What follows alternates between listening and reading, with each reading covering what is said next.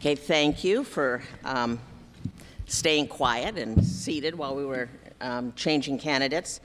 At this time, I'd like to introduce the 4 candidates we have up here. Clint Didier, Terry Sandoval. Tony, I'm sorry, and I'm reading it. That's okay. Dan Newhouse and Estakio. Okay, he'll say his name at the end, and I tried hard, Beltran.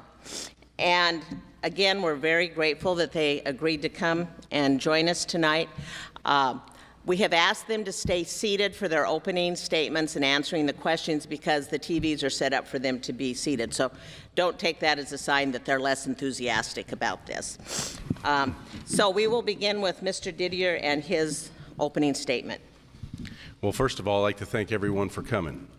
It's nice to see a lot of people engaged in this country. My name's Clint Didier. It's didierforcongress.org. Go to my website, please, because what you're going to hear tonight isn't enough. You need to find out about the candidates. And I applaud every one of these people for stepping up and running, because this shows that we are engaged and we're ready to correct the course. I was born and raised right out here in Eltopia, Washington. I got to live the American dream. I got to farm, go play in the NFL, and come back to farm with my wife, Christy, for 32 years. We've been married. We got 4 children. We got 3 grandchildren. We the people. We the people. The first 3 words of the most powerful document in all of mankind. Besides the Bible, these are the first 3 words. This is our country. We've got to have the courage and the fortitude to take it back. Charlton Heston said, "The American dream is not success or riches. It's freedom." Freedom. When I went to Freedom Works, the liberty-based organization in Jackson Hole, Wyoming, on the way down there, I realized one thing. Freedom has worked every time it has been tried in the history of the world. Freedom is a byproduct of individual liberty, and individual liberty was the product that our founding fathers said was the heart and soul of this country. The Didier campaign, what is it about besides giving away guns? Well, the size and scope of this federal government is too big. The greatest threat to the American dream today is the size and scope of the federal government. My pledge, I pledge no new taxes, no increase in existing taxes, and anything, I mean anything that grows the size of the federal government by $1, I will vote against, so help me God. Thank you. Didierforcongress.org. Thank you, and we'll move on to Mr. Sandoval. Yes, my name is Tony Sandoval, and I'm asking for your vote. I want to thank the League of Women Voters and everybody else that put this event. We appreciate it. This will get the message out to the voters. No candidate could say they have 25 years of service to their community. My involvement ranges from politics to being involved in the community. From United Way, 4th of July, student body, I mean, I've done it pretty much all.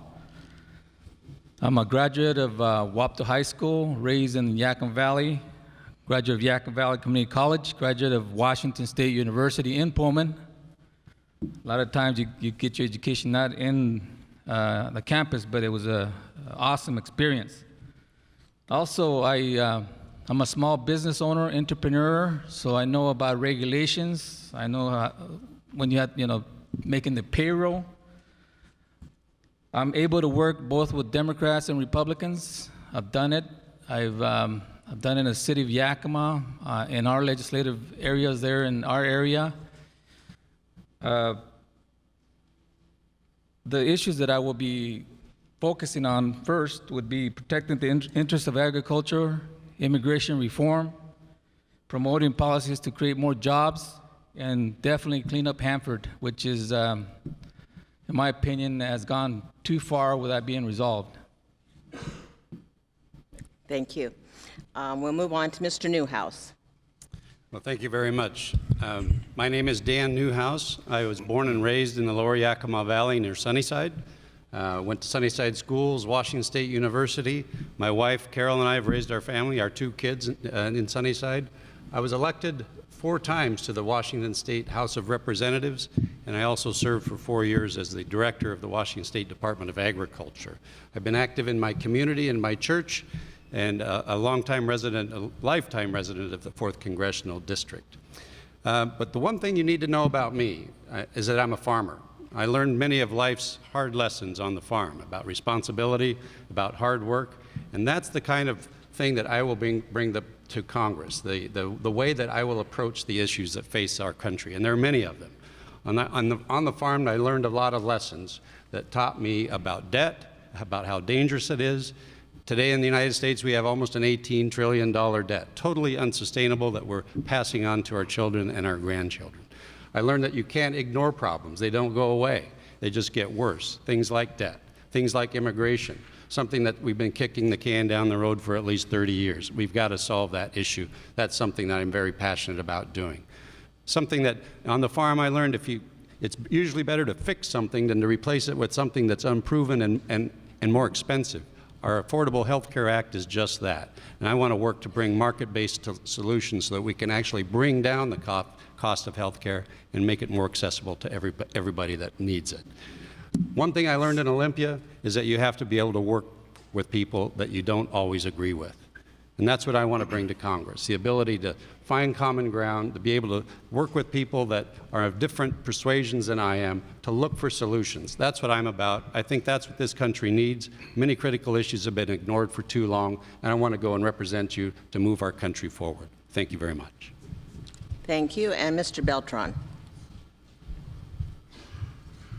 My name is Estakio.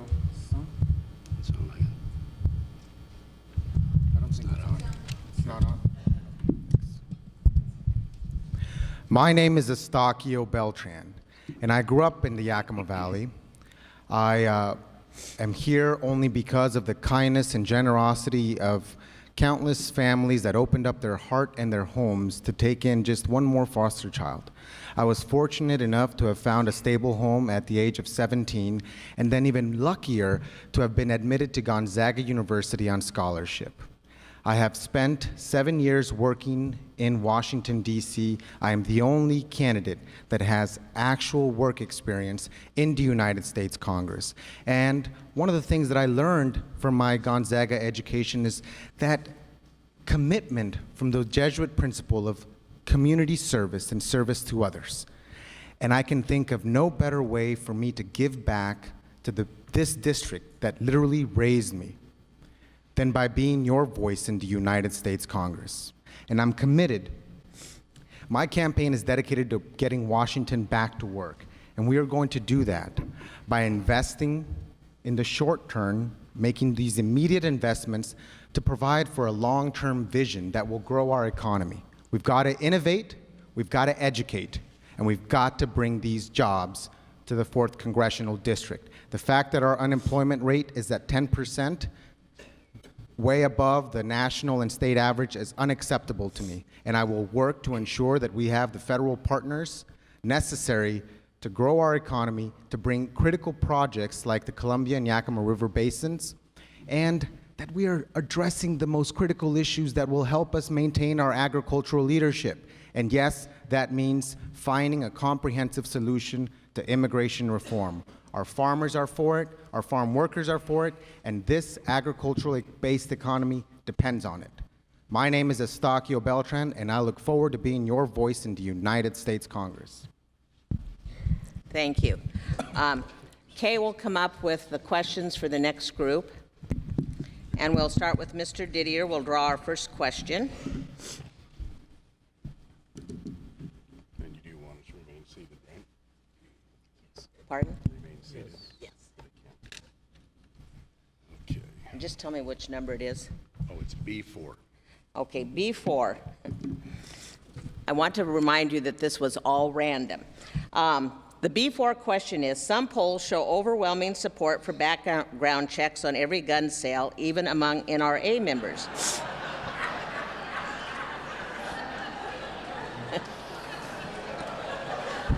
totally random. If you want me to go over our system after this, I'll let you know. That's okay. Explain. Would you support legislation that would make it harder for those with felonies, mental illness, or a history of domestic violence to purchase a gun or to purchase guns? Why or why not? Well, it's illegal for a felon today to buy a gun. I mean, if you're a felon, you cannot buy a gun. Now, I gave away those guns for a reason. I was looking for the public, civilly, and I emphasize the word civilly to show your support for the Second Amendment, because it is under assault along with the other 9 of the Bill of Rights. And the second was there for a reason, to protect the other 9. If you read your Second Amendment, it also involves the militia, a well-regulated militia. And the key words, shall not be infringed. There's no more stronger wording than that. And so therefore, I'm all for felons not to have guns. But the rest of us, you bet. That's why I gave away the guns. I'm in complete support of the Second Amendment. Thank you, and we'll move on to Mr. Sandoval. Yes, here's our worthless, oh, no, that's the other guy. No, of course nobody wants felons to hold guns, but individuals out there in the community, individuals out here in the audience, if you own a business, there's enough regulations that no additional regulations need to be added. I know I have to deal with L&I, employment security, and turnover revenue, so they're pretty much on top of things. Sometimes somebody just needs to say, I think this company is doing this, and they're calling you, they're talking to you, they even audit your books, how you do your system. So if you're an individual selling guns, the last thing you want to do is lose your business. So you're going to follow anything you can so that doesn't happen. So nuts don't get guns, you know, just the common person that wants to go out and hunt. Thank you. Mr. Newhouse. I am a strong supporter of the Second Amendment. While I was in the Washington legislature, I received the highest rating possible by the NRA. So I have been a supporter and a defender of gun rights. We are under attack.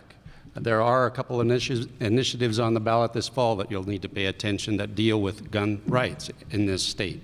And that's something that, please educate yourself on that issue. As it relates to the sale of guns to felons or those with mental issues, absolutely. Felons should not be allowed to purchase a gun, and that is the law. I also agree that we need to keep guns out of the hands of people that are not mentally able to make decisions in carrying those guns. If you've been determined by a judge to have mental issues and committed, then I am supportive of restricting the sale of a firearm to that person. Thank you. And Mr. Beltran. Some people may tell you that they support the Second Amendment, and others can just show you. And I think most recently I have done that. It comes down to principle.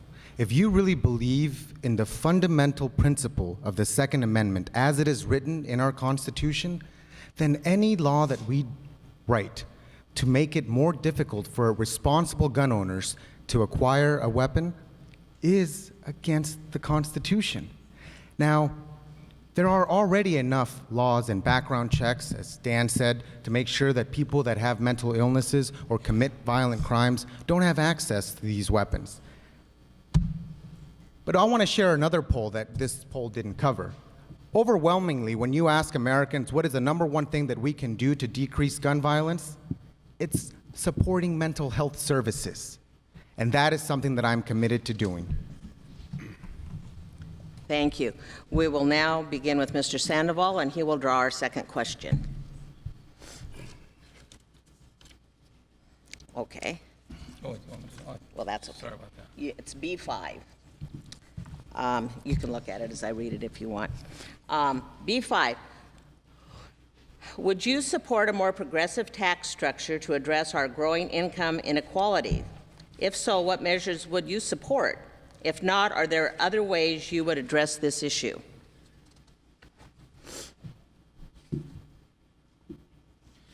No, I would not support this. I I think what we have right now is sufficient. Okay, I'll pass that along in case you're not sure what the question said.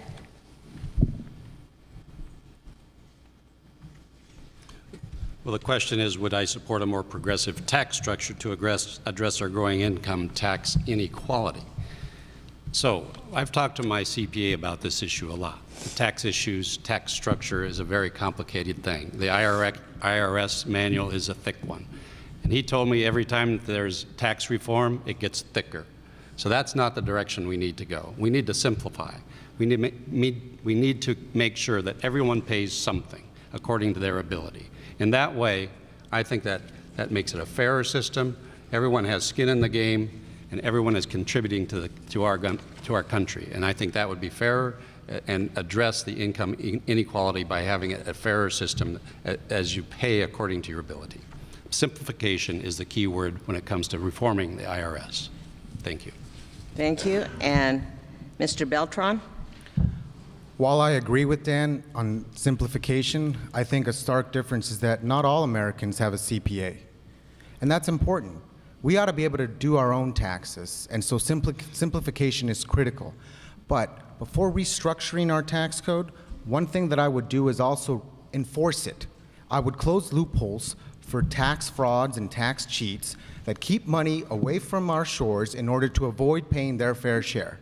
No one in this country deserves a free ride off of the back of the American taxpayer. I don't care if you make $100 or $100 million.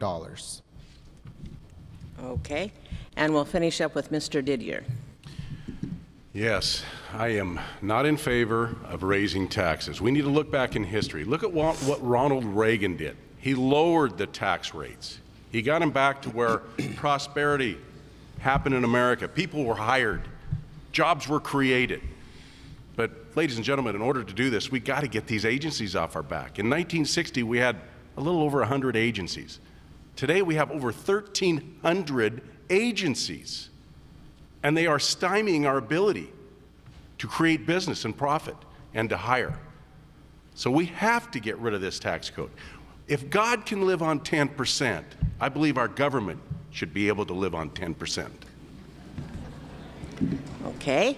We will move on to question 3, and Mr. Newhouse will draw that question. Probably the winning one is down closer.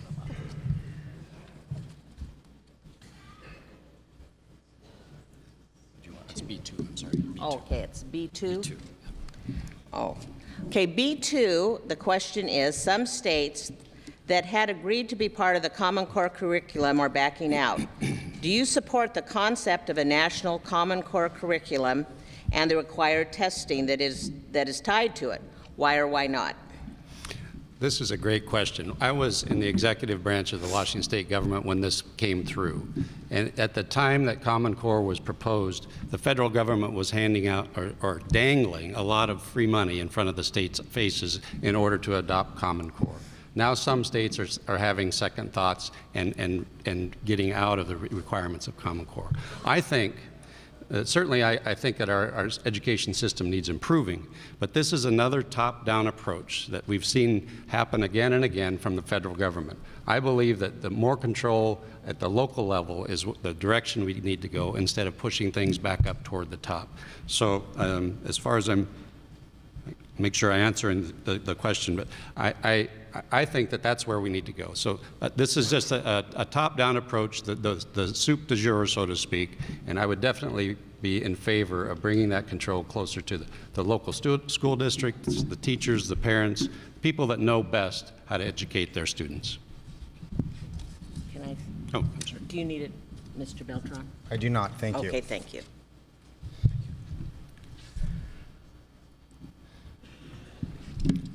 We need to have standards in our school system. How many times have you guys gone to a store and had to help a young clerk count back your change?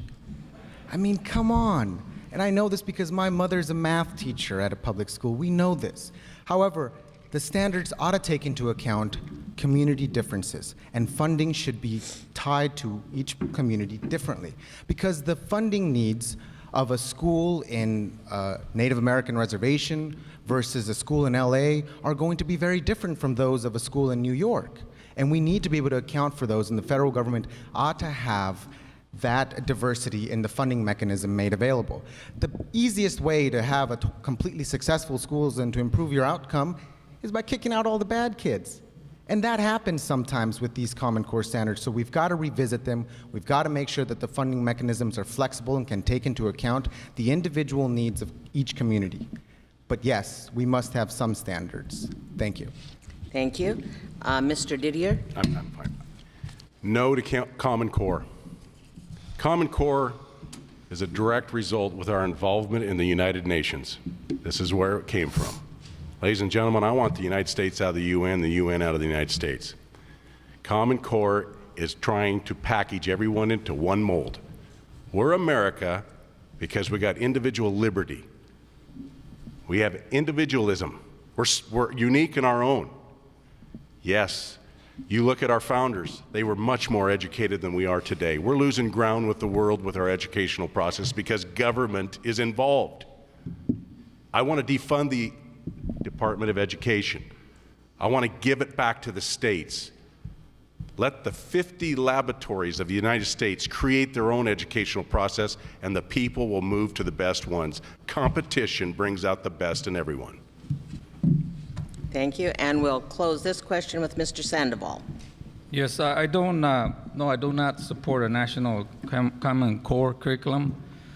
It seems to me nowadays that what I'm seeing is teachers are trying to teach to these tests. When I was going to school, I remember going to school from 8 a.m. to 4. Now I'm seeing students out there at 12, 1. I mean, I don't know if they're even going to school.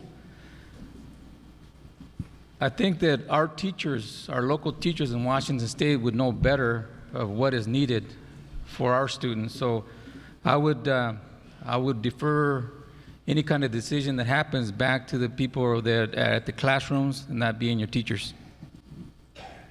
Thank you. We'll finish up with our fourth question. Mr. Beltran will draw it. It's digging deep. Which number is it? B6. Okay, B6. Do you think that the proposed budget for the cleanup of Hanford is adequate? Are there ways that money might be saved in these times of budget shortages? I do not. The federal government is trying to cut back on their promise and the commitment that they made to this community when we took on the challenge of the Manhattan Project, and we literally had an impact in changing the course of history. Our world would look so differently if we hadn't been successful. And now the federal government has got to live up to their promises of cleaning up the Hanford mess and making sure that they do so in a way that is going to leave us economically viable for the future. I do not believe that this is an area where we should be skimping on change because our entire state's economy is in peril. If there is a major leak and it goes into our water system, it could jeopardize our entire exports, our apples, our cherries, our wines. And so this is another area where I differ from some of my counterparts. The Hanford cleanup isn't a small government project. It takes big guts to do what we did, and we changed history because of that. And this is an example of what we need: big ideas to be smart and innovative, and we should be able to fund it adequately. Thank you. And we'll move down to Mr. Didier. I think the budget's more than adequate. $2 billion a year? Seriously? I think our problem lies with this, the tri-party agreement. Therein lies the problem. The Department of Energy, EPA, and the Department of Ecology. That's why nothing's getting done. We got 3 agencies that are running amok. I talked to countless people out there. A lot of them frustrated and leave because nothing's getting done. We got to get things done. We need accountability out at Hanford. Right now, there is none. And I heard a man yesterday gave me testimony, and he says he's on my advisory council. So I'm putting together people. If any of you work at Hanford, please contact me after this. I'm putting together an advisory council, and I want to get to the bottom of it, and I want accountability, and I want results. Thank you. And Mr. Sandoval. Yes, I can't believe I'm agreeing with Mr. Didier, but from what I understand, there's been $2 million is a lot of money, but from what I understand is that the cleanup of the Hanford's not hitting its benchmarks over and over. And as a business owner, if my employee is not doing their job, technically they're on the way to get fired. I mean, because of regulations, you can't fire somebody just because you want to fire them. You got to, let them know the reasons why. But there needs to be accountable for our money. Why was this amount done for this? And accountability is what needs to happen. Thank you. And Mr. Newhouse. Well, $2 billion is a lot of money. It's going to take a lot of money, and it's going to take a lot of time to get that project, get that issue cleaned up at the Hanford area. But the federal government has to be committed to doing that. It's a crime that we have to fight every single year to make sure that that money comes here. This is a commitment that the federal government has. There's no ifs, ands, or buts. We were all very proud to be a part of history, to be a part of winning World War II and the Cold War. But what was left behind, the legacy of Hanford, is something that we all share, and the federal government needs to fulfill its obligation to make sure that that is returned to the land that it was before. So I think there are efficiencies that can be made. In fact, just yesterday I was talking to the Tri-Cities Business Administration, and there are things that are being done today in order to make sure that things are done more efficiently at Hanford. A lot of room for improvement, I got to tell you. There needs to be more accountability, more transparency, but definitely the project, the cleanup, has to be completed. Thank you. I haven't missed anybody this go-around, have I? Okay. They dodged questions on Medicare and energy, but just to let you know, we did have questions on those subjects too. So let's give these four candidates a warm round of applause.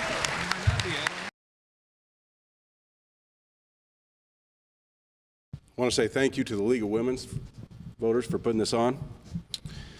Ladies and gentlemen, if experience, intellectuals, and money was the answer to our problems, why are we in this mess? I don't claim to be an expert of anything. The House of Representatives was meant to be filled by people like you and I, the common people. It's our duty to go back and serve, and then to come back to our way of life. I'm a farmer. I don't intend on being a career politician. So what's my game plan for solving this mess? Well, I've joined the Liberty Caucus already. There's 32 members, Mike Lee, Ted Cruz, Tom Massey, name a few. I've met with them. I've talked with them twice. There is a plan put together, and here's the plan. Restore the rule of law, the supreme law of the land. It's what gives America its sovereignty.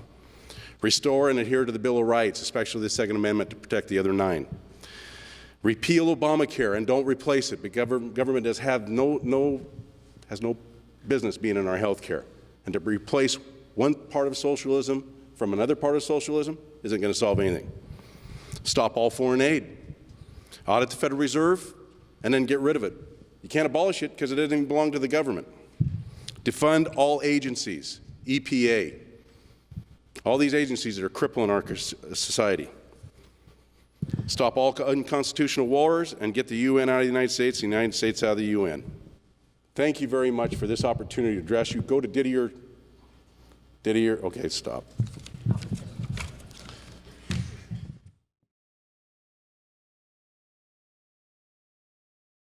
My name is Tony Sandoval, and I'm asking for your vote. Like I've stated before, I have 25 years of community service, politics, nonprofits, you name it. I've been on school boards, committees. I've been on them. My campaign probably is one of the more grassroots campaign. That's the sign I have back there. The literature you'll see on my table is actually common paper. It's yellow. It has my message. All individuals helping me are volunteers. I got teachers. I got youth that walked with me in the parade. So I'm truly running a grassroots campaign. So if you believe in that, vote for me. Get me into the championship. One thing I want to talk about that I'm surprised it hasn't come up yet anywhere. No questionnaires editorial boards is the gang epidemic we have. When elected, I will sponsor a bill to fight gangs. I'm getting sick and tired of tagging. They're tagging churches, homes, for God's sake, and I'm tired of that. I grew up, I might have seen one tag. Now it's everywhere. That needs to stop. If we have to get more police on the streets, if we have to have special units, we got to do it. I'm tired of the drive-by shootings. I don't know about you.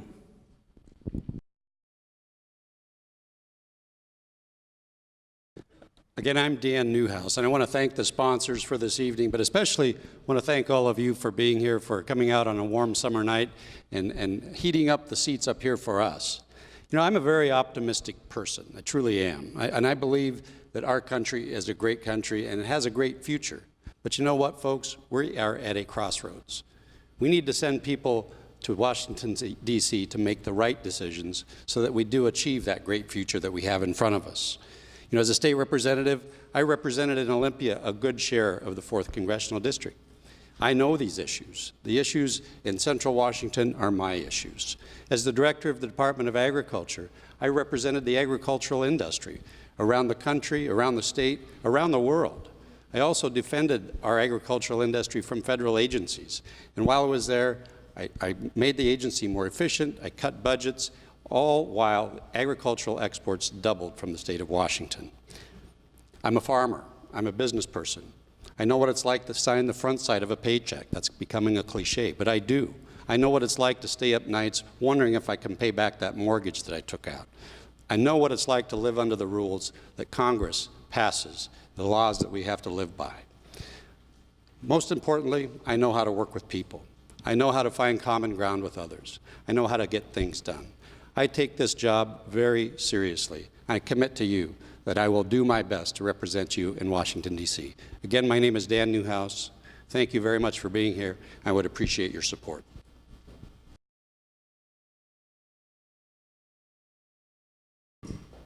My name is Estakio Beltran, and voters across this district are frustrated with politics as usual.